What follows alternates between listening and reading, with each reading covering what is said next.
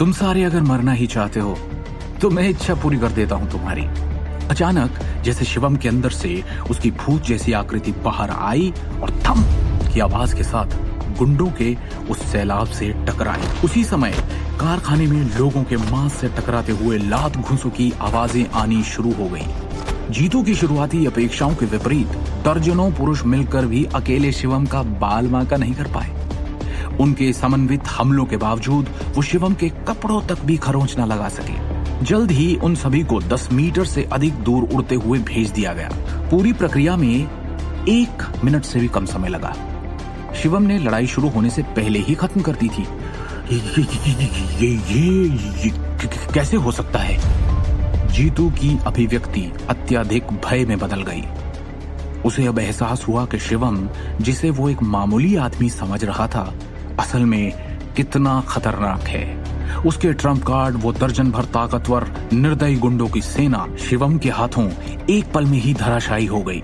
किस तरह के राक्षस को उकसाया था उसने? ये जीतू हकलाते हुए शिवम को घूरे जा रहा था और शिवम इस वक्त एक हिंसक शैतान सा दिख रहा था। आंखों में मौत लिए वो जैसे जीतू की ओर आगे बढ़ने लगा। अरे तुम देखो, यहां मत आओ। अरे कोई रोको इसे। जीतू डर से चिल्लाया। वो अपना अहंकार पूरी तरह से खो चुका था और एक चूहे की तरह डर से छटपटा रहा था। क्या चाहते हो तुम शिवम? शिवम जितना उसकी ओर बढ़ता, जीतू उतना ही भयभीत होता जाता। शिवम की दबंग उपस्थिति के तहत जीतू की बुद्धि को जैसे लकवा मार गया था। अपने कदमों में लड़खड़ाते हुए वो अपने ही पैर से फिसल गया और पीठ के बल गिर गया। तुम लोग वहां किस लिए खड़े हो? अरे उसे रोको। जीतू डर के मारे चिल्लाया और अपने आदमियों को इशारा किया। मदद के लिए उसकी बेताब पुकार के बावजूद जीतू के दर्जनों पुरुषों में से किसी ने भी शिवम को उसके रास्ते में बाधा डालने की हिम्मत नहीं की। फैक्ट्री में मौजूद हर कोई डर और सम्मान के साथ शिवम को घूरते हुए एकदम सदमे की स्थिति में खड़ा हो गया। घटनाओं के पिछले क्रम को याद करते हुए उनके मन में कयामत की एक बड़ी भावना आ गई। शिवम न केवल व्यवहारिक रूप से गोलियों से सुरक्षित था, बल्कि वो 1 मिनट के अंतराल में 1 दर्जन क्रूर लड़ाकों को मार गिराने में भी सक्षम था। कौन बेवकूफ अब भी उसके जैसे किसी का विरोध करने की हिम्मत करेगा? क्या इस समय कोई उसके खिलाफ खड़ा होकर उसका शिकार बनना चाहेगा? शिवम ने बेपरवाही से कमरे के चारों ओर अपनी शांत निगाहें घुमाई। जो आगे कुछ देर पहले उसे उपहास की नजरें देख रही थी, वो सारी सदमे और खौफ में नीची होने लगी।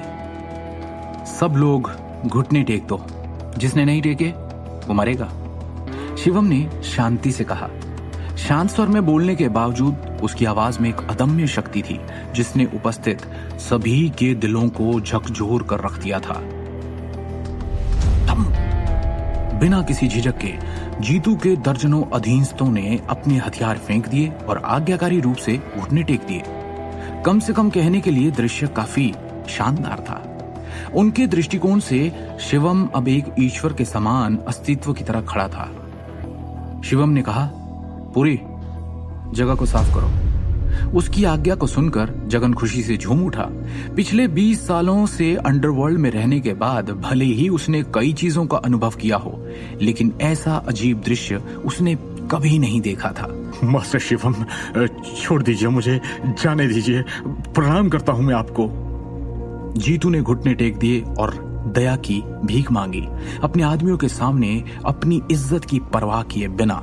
मौत सामने आती है तो उग्र से उग्र व्यक्ति भी कमजोर पड़ जाता है, पर तभी शिवम ने जीतू का सर एक तरफ से पकड़कर उसे जमीन पर पटक के दबा दिया। कहाँ है? शिवम ने शांति के भाव के साथ मांग की।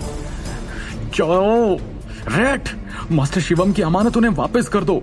जीतू ने जल्दी से कहा, जैसे कि उसने अपना एकमात्र जीवन रक्षक खोज लिया हो। रेड भागकर तुरंत एक छोटे से कमरे में चला गया। मास्टर शिवम, मेरा प्लान नहीं था आपके गहने चुराने का। उस करण नारंग ने मुझसे ये काम करवाया।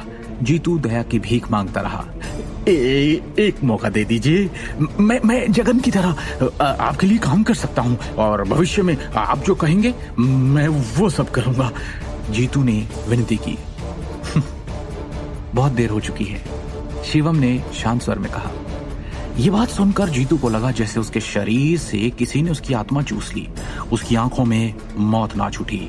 अगले ही पल वो एक अधमरे कुत्ते की तरह जमीन पर आ गिरा।